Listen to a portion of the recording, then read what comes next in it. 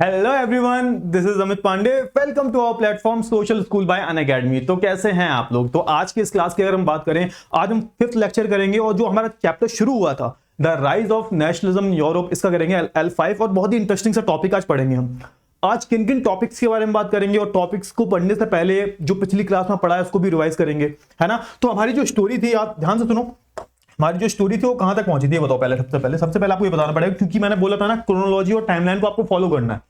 तो हमारी जो स्टोरी थी वो 1815 से 30 तक पहुंच गई थी, है ना। और हमने देखा क्या क्या देखा, हमने देखा जो फ्रांस है यार, फ्रांस में फिर से एक अपहीवल हो जाता है और उसके बाद फ्रांस में फिर से एक कॉन्स्टिट्यूशनल मोनार्की आ जाती है और लुई फिलिप को राजा बना दिया जाता है फ्रांस का, और नेशनल असेंबली को भी स्टैब्लिश कर दिया जाता है। ये सारी चीजें हुई।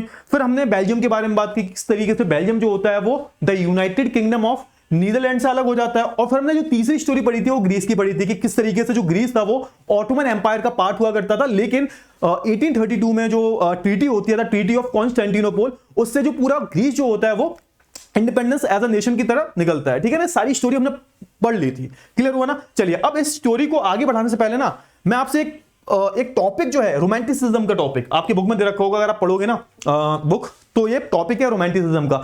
अब ये टॉपिक जो है ना हमारी स्टोरी में जो जैसे बीच बीच में कुछ बैक स्टोरीज चलती है ना कि कुछ चीजों को समझाने के लिए हमें कुछ दूसरी चीजों का सहारा लेना पड़ता है। तो बेसिकली हम देखो, हमने 1815 से 30 तक हमने पढ़ लिया है ना। उसकी आगे की कहानी हम पढ़ेंगे, लेकिन उससे पहले हम एक टॉपिक पढ़ेंगे। इस टॉपिक का नाम है रोमांटिसिज्म।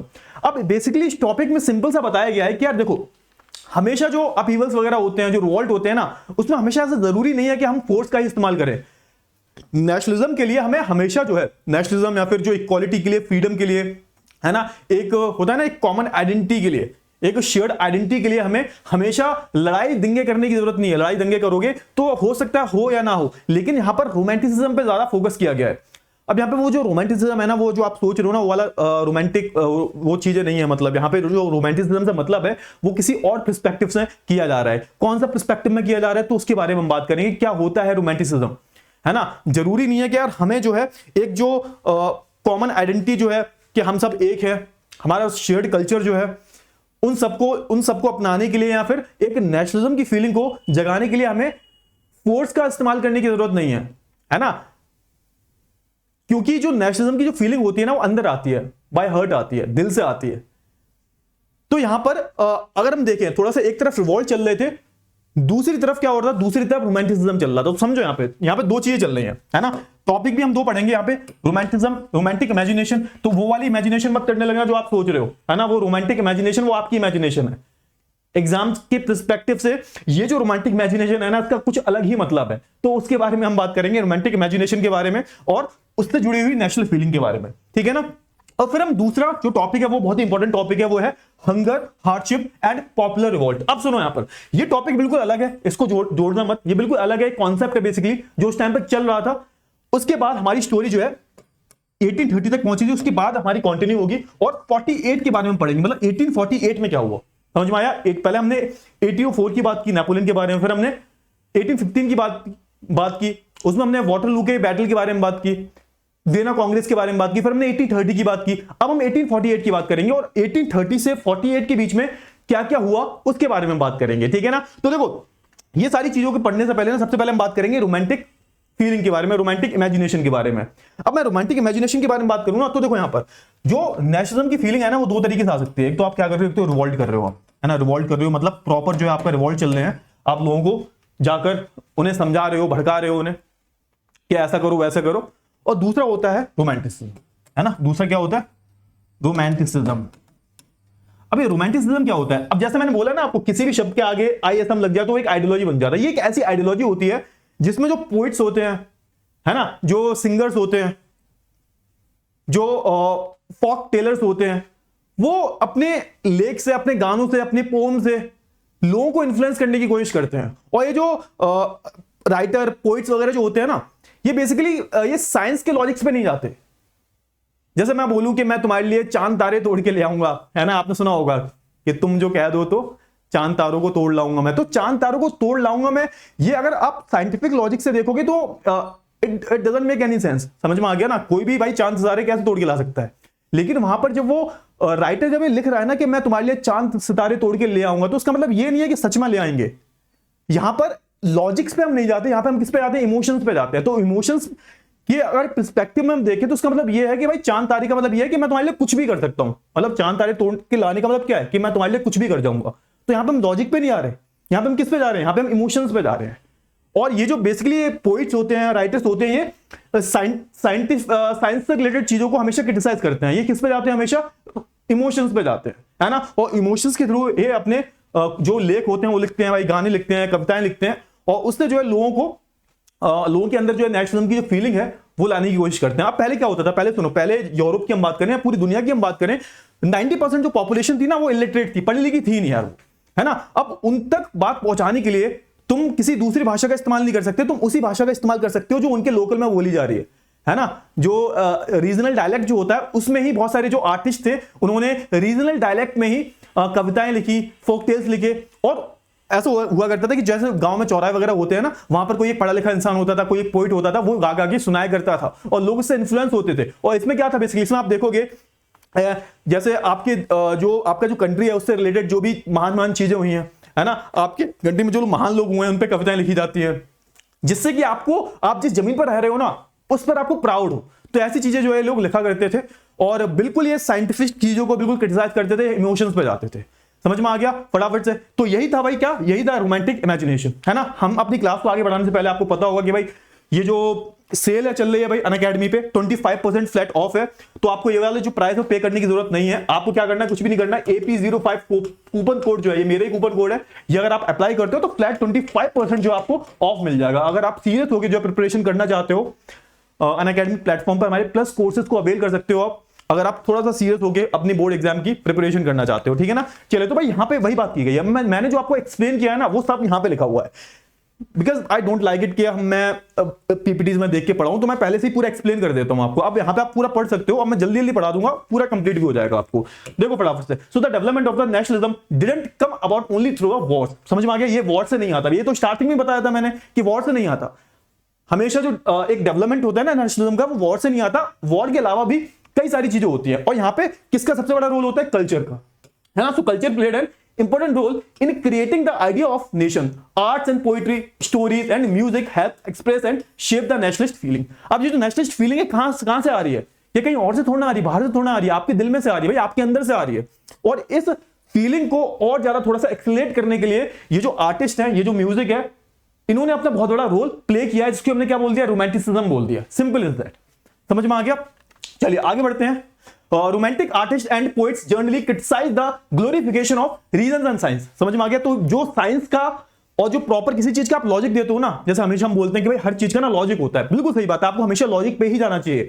लेकिन यहां पर जो पोइट्स हैं, जो स्टोरी टेलर हैं, जो राइटर्स हैं, वो कह रहे हैं कि नहीं यार, तुम इमोशंस पे मत जाओ, कि उस ऐसी चीज पे जाओ जो आपके इमोशंस को टच कर जाए। आपके जो अंदर इमोशंस है ना, देखो इमोशन से बड़ी कोई चीज नहीं होती, है ना। बहुत सारे जो लोग हैं वो इमोशंस के नाम पे खेलते हैं, और इमोशंस के नाम पे जो खेल जाते हैं ना, बहुत लंबे समय तक खेलते हैं। तो भाई जो यहाँ पे जो राइटर्स है ना, वही कह रहे हैं कि यार हम लोग ना इमोशंस के नाम पे खेलेंगे। आपकी जो इंट्यूशंस है, आपकी जो इमोशंस है, उस पे हम खेलेंगे, हम लॉजिक्स पे और साइंस पे नहीं जाएंगे। क्लियर हुआ ना। जैसे मैंने वो एग्जांपल दिया आपको, मैं तुम्हारे लिए चांद तारे तोड़ के ले आऊंगा, ठीक है ना। चलिए, so other romantic such as, हाँ, अब यहाँ पे ना एक बहुत बड़े रोमांटिसिज्म का ये एग्जांपल है। तो एक बहुत बड़े पोइट थे जिनका नाम था, जर्मन एक फिलोसोफर भी थे, पोइट भी थे, इनका नाम था जॉन गॉटिफाइड, है ना। जॉन गॉटिफाइड की हम बात करें ना, इन्होंने बहुत ही एक गहरा स्टेटमेंट दिया कि भाई जो नेशनलिज्म है ना, जो जर्मनी में लोगों का जो नेशनलिज्म है, वो लोगों के अंदर ही बसा हुआ है, कहीं बाहर से नहीं आएगा। तो देखो यहाँ पर जॉन गॉटिफाइड हर्डर 1744 से 1803 में इनका ये जो दे रखा है डेट ऑफ बर्थ, तो आप देखोगे, claim that true German culture was to be discovered among the common people.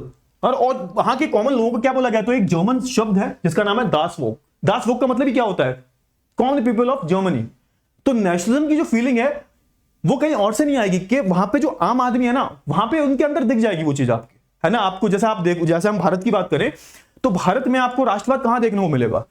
अब ऐसा थोड़ा दीवारों पे लिखा होगा, भाई लोगों के अंदर देखने को मिलेगा। Simple is that. तो यहाँ पे इन्होंने यही बोला, जो भाई अपने जॉन थे, इन्होंने यही बोला कि यार देखो, अगर तुम्हें जर्मनी में लोगों के अंदर नेशनलिज्म को खोजना है ना, तो कहीं और से नहीं मिलेगा, आपको वहां के जो लोग हैं, जिन्हें दासवोग बोलते थे, उनके अंदर ही जो है वो देखने को मिलेगा, ठीक है। अच्छा, it was through folk songs. किसके थ्रू, तो फॉक सॉन्ग्स हो गए, फॉक पोइट्री हो गई। तो भाई अपने भारत में भी तो ये हुआ था ना, कि ऐ मेरे वतन के लोगों जरा आंख में भर लो पानी, जो शहीद हुए हैं उनकी जरा याद करो कुर्बानी। तो ये जो कुर्बानी है, ये जो गाने लिखे गए हैं, ये क्या है? ये सब रोमांटिसिज्म है, ठीक है ना। तो folk song, folk poetry, folk dance, that are true spirit of the nation. और हाँ, ये जो ट्रू स्पिरिट है नेशन की, इसको एक जर्मन शब्द में बोला गया है वोक चीज, है ना।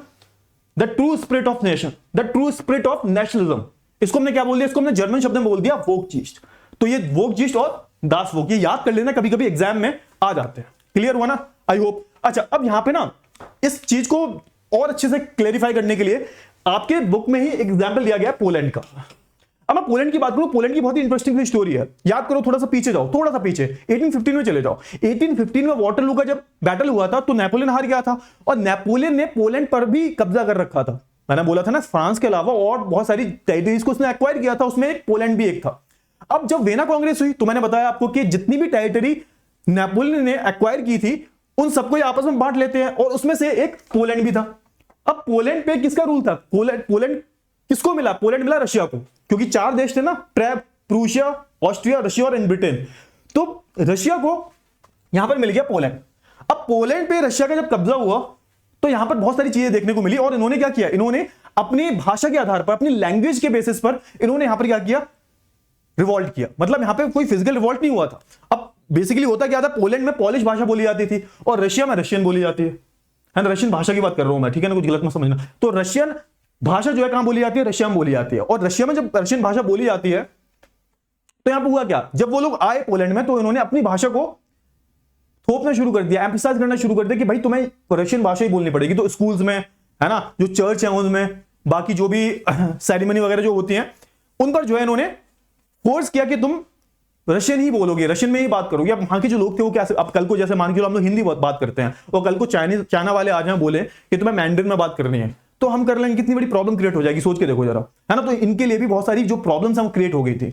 अब यहाँ पे इन लोगों ने क्या किया? इन लोगों ने इसके अगेंस्ट रिवोल्ट किया। अब जैसे इन्होंने बोला था कि चर्च में जो पादरी होगा, यानी जो बिशप वगैरह जो होंगे, तो वो किस में बात करेंगे? वो जो है सिर्फ रशियन लैंग्वेज में ही बात करेंगे। लेकिन उन्होंने इस चीज को नकार दिया कि भाई हम तो पॉलिश भाषा में बात करेंगे। तो बहुत सारे जो आप देखोगे ना, बहुत सारे जो पुजारी थे उनको एग्जाइल कर दिया गया, देश निकाला दे दिया गया, बहुतों को मार दिया गया, बहुतों को आप बोल सकते हो कॉन्फिस्केट भी कर लिया गया, जेल में डाल दिया गया। तो ये सारी जो चीजें उस टाइम पर हो रही थी। तो एक परफेक्ट एग्जाम्पल है यहां पर कि किस तरीके से पोलैंड के लोगों ने एक लैंग्वेज को वेपन बना के नेशनलिज्म के लिए यूज किया, है ना। नेशनलिज्म को लाने के लिए उन्होंने अपनी भाषा को ऐसा वेपन की तरह यूज किया। किसके अगेंस्ट? रशियन के अगेंस्ट। तो सिंपल इज दैट, है ना। और यहाँ पे यहाँ पर एक डांसर थे। कौन थे डांसर? इनकी भी स्टोरी है, तो याद कर लेना। इनका नाम था कैरोल कुरपिंस्की, है ना। तो थोड़ा सा नाम अजीब है इनका, कैरोल कुरपिंस्की नाम था इनका।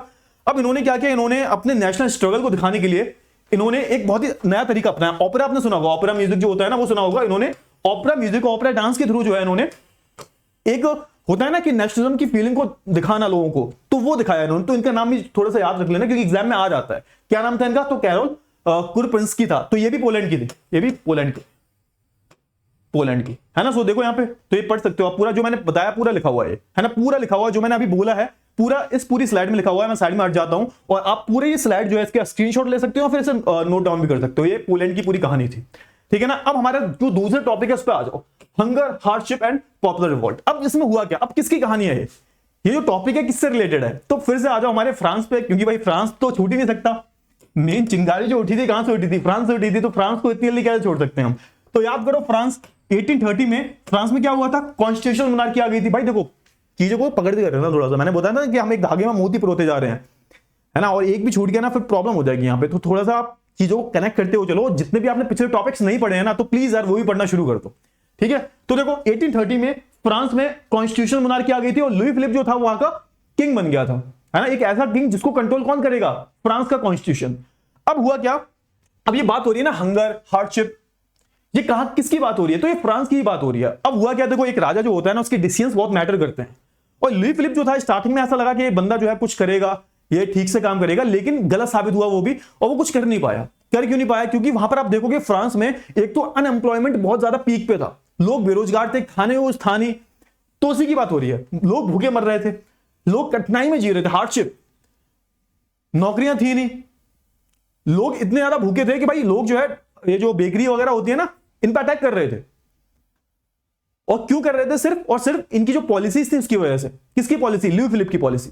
तो ये बेसिकली कंट्रोल कर नहीं पाया, सरकार चला नहीं पाया ठीक से जो लुई फिलिप था वो। और होता क्या है, ही फ्लैड अवे, वो भाग जाता है। कहां भाग जाता है? कहीं और भाग जाता है वो। लुई फिलिप, एक ब्रांड भी आपने सुना होगा लुई फिलिप नाम की, तो लुई फिलिप भाग जाता है। और फाइनली क्या होता है यहां पर? फाइनली फ्रांस में क्या आ जाता है? फाइनली फ्रांस जो है, France became Republic. Finally France became Republic. अच्छा, रिपब्लिक का मतलब क्या होता है? कभी सोचा है रिपब्लिक का मतलब क्या होता है? तो रिपब्लिक का सिंपल सा मतलब होता है कि कोई भी एक ऐसा स्टेट जहां का जो हेड है ना, जहां का जो मुखिया है वो इलेक्टेड। अब फाइनली फ्रांस में कॉन्स्टिट्यूशन मोनार्की भी खत्म होगी, कोई राजा वाजा नहीं होगा। अब फाइनली फ्रांस में क्या बन गया? प्रॉपर जो रिपब्लिक बन गया। जो नेशनल असेंबली जो थी, इसको फिर से रिस्टैब्लिश किया गया, नेशनल असेंबली को। और फाइनली फ्रांस में आप देखोगे प्रॉपर तरीके से, कब? 1848 में। 1848 में प्रॉपर जो है ये फ्रांस रिपब्लिक बन जाता है। यानी कि इसका जो हेड होगा वो चुना हुआ होगा। और यहां पर क्या होता है, कुछ और भी चेंजेस किए जाते हैं कि जैसे 21+ लोगों को यहां पर वोटिंग राइट्स दिए जाते हैं। लेकिन हाँ, एक प्रॉब्लम थी। प्रॉब्लम क्या थी कि अभी भी विमेन्स को, है ना, विमेन जो थी, विमेन को अभी भी वोटिंग राइट नहीं मिला था। आपको जान के हैरानी होगी कि विमेन को वोटिंग राइट कब मिले? तो वो मिले 1946 में। सोच के देखो, हमारा जब इंडिया इंडिपेंडेंट हुआ था ना, उससे एक साल पहले इनको, इनकी विमेन को राइट्स मिले थे। तो यहां पर आप कह सकते हो कि विमेन ने अपने राइट्स के लिए ना बहुत स्ट्रगल किया है। सोच के देखो, 1848 में जब फ्रांस रिपब्लिक बन जाता है तो 21+ जितने भी सिटीजन हैं उनको वोट डालने का राइट है। लेकिन अभी भी इन्होंने अपनी औरतों को वोट डालने का राइट नहीं दिया अभी। तो ये काफी आप एक बुरी चीज बोल सकते हो फ्रांस के बारे में, है ना। इतना मॉडर्न होने के बाद भी उन्होंने अपनी महिलाओं को, अपने विमेन को राइट नहीं दिए।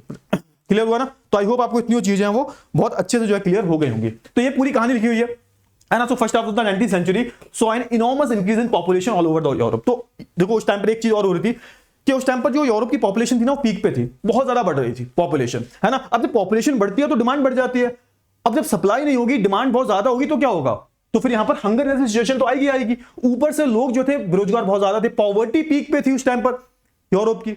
सो more seekers of jobs than employment. तो भाई जितना एम्प्लॉयमेंट था नहीं, उससे ज्यादा तो जॉब सीकर्स थे भाई। मतलब नौकरियां बहुत ज्यादा को चाहिए, नौकरियां है ही नहीं उतनी। नौकरियां चाहिए 10 को, नौकरियां चाहिए 100 को, और सिर्फ वैकेंसी कितनी है? 10 है। सोच के देखो, सिर्फ अगर 10 वैकेंसी हैं और 100 को नौकरियां चाहिए, तो बाकी के 90 लोग तो बेचारे क्या करेंगे? वो तो स्ट्रगल करेंगे, है ना। So population from rural areas migrated to the cities to live in the overcrowded slums. अब हुआ क्या? देखो, यूरोप का जो मोस्ट ऑफ द पार्ट है ना, लैंड पार्ट जो है वो अनफर्टाइल है, फर्टाइल नहीं है, वो बिल्कुल भी फर्टाइल है ही नहीं। मतलब बाकी जो मिट्टी है वो उपजाऊ नहीं है।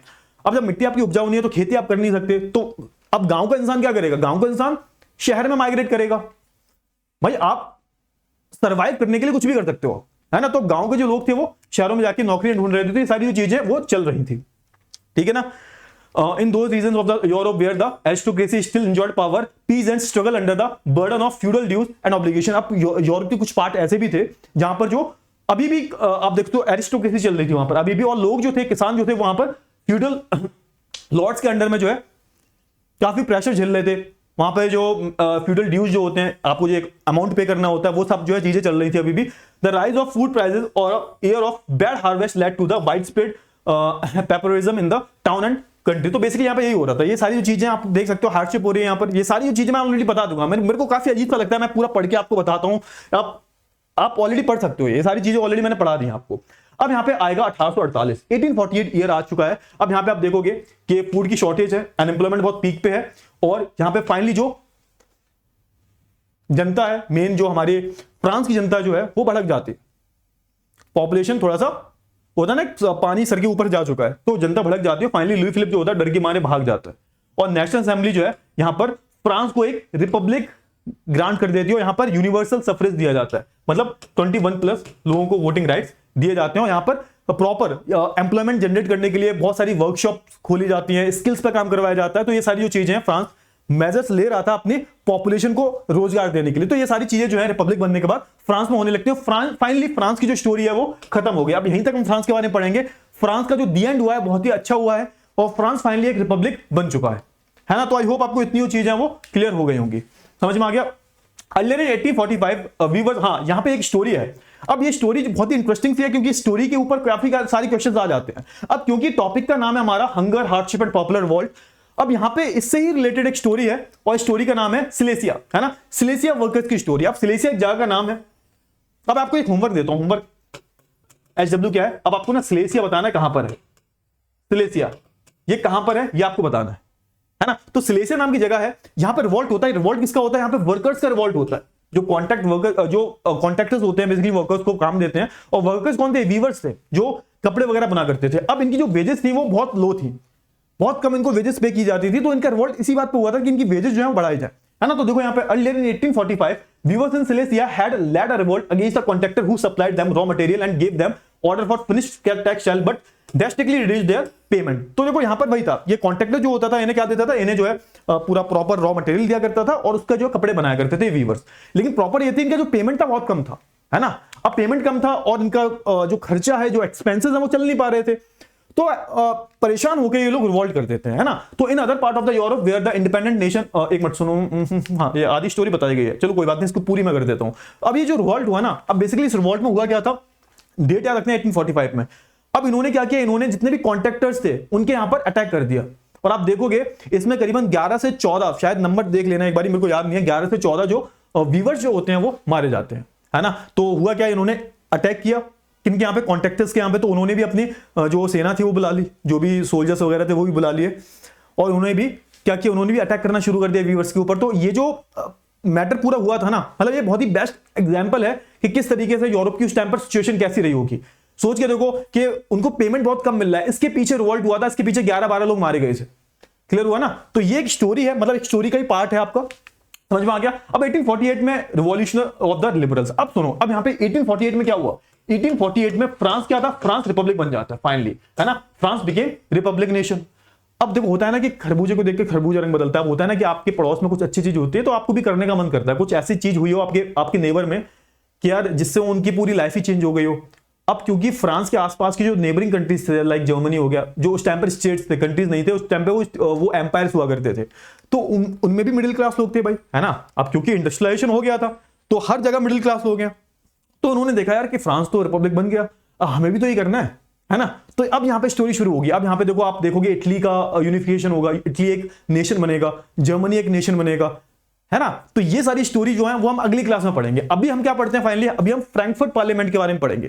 क्लियर हुआ ना। तो देखो यहाँ पर जो यूरोप का अदर पार्ट्स थे, यूरोप में अदर जो पार्ट्स थे, यहां पर भी अब ये रिवॉल्ट होना शुरू हो जाएंगे कि हमको भी एक रिपब्लिक नेशन चाहिए, हमको भी एक प्रॉपर एक यूनिफिकेशन चाहिए, हमें भी प्रॉपर एक कॉन्स्टिट्यूशन चाहिए। अब ये जो मांग है वो ना सिर्फ फ्रांस में तो हो गया, बाकी यूरोप के अदर पार्ट्स में भी उठने लगेगी। तो उसी की ये स्टोरी है ना। So in other parts of the Europe where independent nation states didn't yet exist such as Germany, Italy, Poland, Austro Hungarian empire, men and women of the liberal middle class combined their demands for constitutionalism with national unification। समझ में आ गया। यानी कि यहां पर ये जो जर्मनी थे, इटली, पोलैंड, जो कि उस टाइम पर नेशन नहीं बने थे, वहां पर जो टिपिकल मिडिल क्लास फैमिली जो थी, जो कि लिबरल थे, उनकी मांग यहां पर उठने लगी कि भैया हमें क्या चाहिए, हमें तो कॉन्स्टिट्यूशन चाहिए और प्रॉपर एक स्टेट चाहिए, एम्पायर वगैरह हटाओ, कोई राजा नहीं होगा, है ना। और राजा भी अगर होगा तो वो कॉन्स्टिट्यूशन के अकॉर्डिंग चलेगा, है ना। Demand was creation of nation state. इनकी डिमांड क्या थी, नेशन स्टेट। नेशन स्टेट का मतलब मैंने बताया था आपको, जहां पे लोग जो रहते हो उनकी कॉमन आइडेंटिटी हो, शेयर्ड कल्चर हो, शेयर्ड हिस्ट्री हो, और उनको अपने उस जमीन से प्यार हो, तो वो एक नेशन स्टेट हो जाता है ऑन द पार्लियामेंट्री प्रिंसिपल। और हाँ, ये पार्लियामेंट्री प्रिंसिपल क्या होता है, आज के टाइम पर देखते हो ना, पार्लियामेंट्री प्रिंसिपल क्या होता है कि भाई एक पूरी पार्लियामेंट होनी चाहिए। ये जो नेशनल असेंबली जो थी, ये क्या थी, ये पार्लियामेंट ही तो थी। जो नेशनल असेंबली में लोग चुनकर जाएंगे, कौन चुनेगा, जनता चुनेगी। तो इसको हम क्या बोल देते हैं, पार्लियामेंट्री फॉर्म ऑफ गवर्नमेंट, जहां पर जो पार्लियामेंट में लोग बैठे हैं वो रिप्रेजेंटेटिव हैं, किसके, आम लोगों के, उन्होंने ही तो वोट डाल के भेजा उन्हें, तो it's called parliamentary form of government, है ना। तो कुछ ऐसी इनकी डिमांड थी, एक तो नेशन स्टेट चाहिए था और इन्हें पार्लियामेंट्री प्रिंसिपल पे गवर्नमेंट चाहिए थी, है ना। और ये चाहते थे भाई freedom of press and freedom of association. तो यहां पे यही था कि भाई जो प्रेस है इसकी फ्रीडम होनी चाहिए, भाई लोगों को पता तो लगे चल क्या रहा है। तो ये सारी डिमांड उठने लगी और इसी डिमांड पर जो है यहां पर फ्रैंकफर्ट पार्लियामेंट को स्टैब्लिश किया जाता है, किसके द्वारा, तो भाई ये जर्मनी की कहानी है। जर्मनी में भी किसकी कहानी है, प्रूशिया की। अब क्योंकि जर्मनी जो था उस टाइम पर जर्मनी नहीं था, Germany was divided into 39 parts, 39 states थी, और 39 स्टेट्स पे फ्रांस का भी रूल था, उस पर ऑस्ट्रिया का भी रूल था, उस पे प्रूशिया का भी रूल था, और इनमें से सबसे पावरफुल जो था वो प्रूशियन एम्पायर था, है ना। और यहां पर क्या हुआ, यहां पर फ्रैंकफर्ट पार्लियामेंट बना ली, किसने, भाई मिडिल क्लास के लोगों ने, है ना।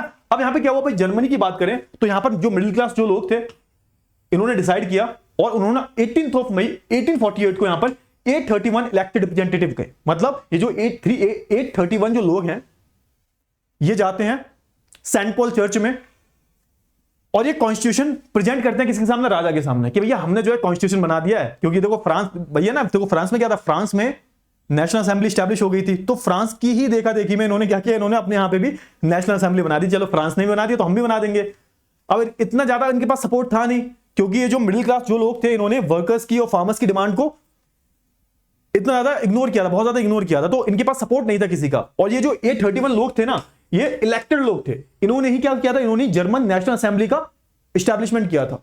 और इसका मेन काम क्या था? कॉन्स्टिट्यूशन बनाना जर्मनी का, और जो राजा होगा वो कॉन्स्टिट्यूशन के अकॉर्डिंग चलेगा, ऐसा कुछ इनका सीन था।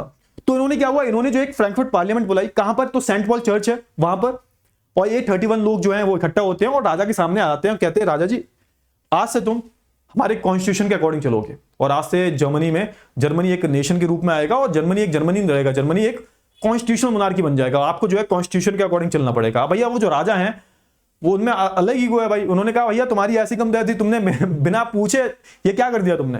अब होता क्या है कि राजा जो होता है वो अपने सोल्जर्स को बुला लेता है, पूरी सेना को बुला लेता है, और इस पूरी असेंबली को जो है डिसॉल्व करवा देता है। तो उसी की स्टोरी यहां पर है ना, Frankfurt parliament convened in the church Saint Paul church याद रखना है, पूछ लिया जाता है। They drafted a constitution for a German nation. इन्होंने क्या किया, ये जो 831 लोग थे, इन्होंने जर्मन कॉन्स्टिट्यूशन को जो है ड्राफ्ट किया, है ना। और यहां पे to be headed by monarchy subject to the parliament, मतलब कॉन्स्टिट्यूशनल मोनार्की की बात हो रही है यहां पर, कि भाई कॉन्स्टिट्यूशन तो होगा लेकिन राजा भी होंगे, ठीक है ना। सो यहां पर उस टाइम पर राजा कौन था? उस टाइम पर राजा जो थे उनका नाम था फ्रेडरिक विलियम फोर्थ, है ना, प्रूशिया के राजा थे उस टाइम पर ये। तो भैया ये बड़े नाराज हो गए, ये तो क्योंकि प्रॉपर कंजर्वेटिव थे ये तो, है ना। तो Frederick William fourth king of Prussia, he rejected it and joined other monarch to oppose the elected assembly. और जो बाकी के जो मोनार्क थे, क्योंकि जर्मनी तो बहुत सारे पार्ट्स में डिवाइडेड था ना, तो बाकी के जो मोनार्क थे उनके साथ असेंबल होके ये क्या करते हैं, ये इस असेंबली को डिसॉल्व करवा देते हैं, है ना, ये इस असेंबली को डिसॉल्व करवा देते हैं। So in the end troops were called in and assembly was forced to dissolve, है ना, डिसबैंड कर दी जाती है। मतलब यहां पर प्रॉपर जो इनकी मेहनत थी वो बेकार हो गई, है ना। तो ये स्टोरी थी भाई, किसकी ये स्टोरी थी? फ्रैंकफर्ट पार्लियामेंट की। मतलब फ्रैंकफर्ट पार्लियामेंट में एक जो मिडिल क्लास की एक कोशिश जो थी वो नाकाम हुई, है ना, क्योंकि राजा उस टाइम पर ज्यादा पावरफुल था, और जो 831 मेंबर जो थे ना, इनके पास ज्यादा पावर नहीं थी, ज्यादा सपोर्ट नहीं था। जो वहां पे मेजॉरिटी ऑफ पॉपुलेशन थी वो कैसी थी, किसान थे या वर्कर्स थे, इन दोनों का सपोर्ट था ही नहीं। तो इस वजह से इसको डिसॉल्व करवा दिया जाता है ना। The issue of extended political rights to women was controversial one within the liberal movement. अच्छा, अब ये जो जब लिबरल मूवमेंट की बात की जाती है ना, चाहे आप किसी की बात करो, चाहे फ्रांस की बात करो, यहां पे बात करो, आप जर्मनी की बात करो, तो यहां पे विमेन का ना ज्यादा रोल नहीं दिखता। और विमेन ने पार्टिसिपेट तो बहुत अच्छे से किया है, लेकिन आप देखोगे ना कि जब ये फ्रैंकफर्ट पार्लियामेंट जब इसकी मीटिंग हुई थी, तो यहां पर सिर्फ एज अ ऑडियंस की तरह बैठी हुई थी विमेन। कोई 831 में से कोई भी एक मेंबर जो है, कोई भी एक मेंबर विमेन नहीं थी, कोई भी वुमेन थी ही नहीं। सोच के देखो, 831 के 831 मेल मेंबर थे। तो यह भी कंट्रोवर्शियल है कि भाई उस टाइम पर यह पता चलता है कि मेल डोमिनेटिंग सोसाइटी थी, समझ में आ गया। So when the Frankfurt parliament, यहां पे लिखा हुआ है, convened in the church at Saint Paul, women were admitted only as a observer to stand in the visitor gallery. तो जो विजिटर गैलरी थी वहां पे एज एन ऑब्जर्वर रखा था उन्हें, बस तुम देखो, तालियां बजाओ, बस। क्लियर हुआ ना। अब देखो यहां पे दो conservative forces were able to suppress liberal movement in 1848, they could not restore the older order, है ना। Monarch were beginning to realise that cycle of revolution and depression could only be ended by granting the concession to the liberal nationalist revolution. अब ये बहुत important statement है। अब देखो यहां पे जो चूहे बिल्ली का खेल चल रहा है ना, कौन सा खेल चल रहा है? चूहे बिल्ली का। कि भाई कभी क्या होता है, कभी जो रिवॉल्ट हो जाता है फिर उसको कंजर्वेटिव द्वारा रिप्रेस कर दिया जाता है, फिर से रिवॉल्ट हो जाता है। तो यहां पर ये जो मोनार्क थे ना, इनको ये बात समझ में आ चुकी थी। क्या समझ में आ चुका था कि यार देखो, अगर ऐसा चलता रहा ना तो एक ना एक दिन ऐसा आएगा कि हमें उखाड़ के फेंक देंगे। देखो, है ना, ये चूहे बिल्ली का गेम है, और उसमें एट द एंड जीत किसकी होनी है? लिबरल्स की होनी है। क्यों होनी है? क्योंकि वो मेजॉरिटी ऑफ द पॉपुलेशन है। फ्रांस में भी तो ये हुआ। तो ये जो चीज है ना, वो मोनार्क को समझ में आ गई उस टाइम पर। यार हमें क्या करना पड़ेगा, हमें जो है खुद से इनिशिएट करना पड़ेगा कि हम एक नेशन का फॉर्मेशन करें। मतलब क्या है? मतलब ये है कि जो डिमांड है किसकी? लिबरल्स की, उसको हमें मानना ही मानना पड़ेगा। ये चीज समझ में आ गई थी किसको? मोनार्क को। तो पुरानी जो चीजें थी ना, वो रिस्टोर फिर से नहीं हो पाई। जो जैसा पुराना चल रहा था ना, जैसे फ्रांस में मोनार्क चल रहे थे, जैसे जो चीजें चलती आ रही थी, एक सोशल ऑर्डर चलता आ रहा था, वो फिर से रिस्टोर नहीं हो सकी वो सारी चीजें। क्योंकि अब तक जो मोनार्क थे ना, उनको रियलाइज हो गई थी चीजें कि यार हमें ना एक दिन इनकी डिमांड्स को मानना ही मानना पड़ेगा। तो क्यों फालतू में ये इतना कलेश करवाना, इतना लोगों को मारना पीटना? क्यों ना हम ही क्या करें, हम ही इनके हीरो बन जाए। क्यों ना हम ही इनिशिएट करें किसको? यूनिफिकेशन को। क्यों ना हम ही कंट्री का, नेशन स्टेट का फॉर्मेशन करें। तो ये चीज मुनास को समझ में आ गई थी, ठीक है ना। तो hence in the year after 1848 the autocratic monarchy of central and the eastern Europe began to introduce the changes that had already taken place in western Europe before 1815। अब सोच के देखो, अब यहां पर जो 1848 के बाद क्या हुआ, एक बहुत ही बड़ा चेंज आया जो ईस्टर्न यूरोप में, जहां पर अभी भी एक आप बोल सकते हो एक ऑटोक्रेटिक गवर्नमेंट चल रही थी, एक एरिस्टोक्रेट्स की गवर्नमेंट चल रही थी, मोनार्क चल रही थी, तो वहां पर बड़े बड़े चेंजेस आने शुरू होंगे, है ना। और ये चेंजेस जो है हम कब पढ़ेंगे, अगली क्लास में पढ़ेंगे। इसमें चेंजेस में क्या देखोगे आप, इसमें देखोगे आप unification of Germany, unification of Italy, है ना, the strange case of Britain. तो ये सारी जो चीजें आप पढ़ोगे और इसमें आप देखोगे किस तरीके से यहां पर नेशन का जो है फॉर्मेशन होता है ना। तो आई होप आपको आज की जो क्लास है बहुत अच्छे से जो है क्लियर हो गई होगी। इसमें हमने कुछ नहीं जाना, आज हमने बस यही पढ़ा कि भाई 1848 के बाद में जब फ्रांस रिपब्लिक बन जाता है प्रॉपर, तो जो बाकी के देश हैं उनका भी मन करता है कि हम भी रिपब्लिक बन जाए। उनकी भी डिमांड थी कि भाई हमारे देश में नेशन स्टेट हो और प्रॉपर एक कॉन्स्टिट्यूशन हो, पार्लियामेंट्री फॉर्म ऑफ गवर्नमेंट हो। एक कोशिश भी की गई, कहां पर की गई भाई, फ्रैंकफर्ट पार्लियामेंट बना के, लेकिन उसका कुछ फायदा नहीं निकला। फिर उसके बाद जो मोनार्क थे उन्होंने खुद जो है इनिशिएटिव लिया कि भाई हम क्या करेंगे, हम जो है एक नेशन का फॉर्मेशन करेंगे। तो आप देखोगे जर्मनी का फॉर्मेशन होगा, इटली का फॉर्मेशन होगा, ब्रिटेन का होगा। तो ये सारी जो टॉपिक्स हम आने वाली क्लासेस में पढ़ने वाले हैं, ठीक है ना। चलिए तो एंड करते हैं इस क्लास को, बाय बाय, टेक केयर।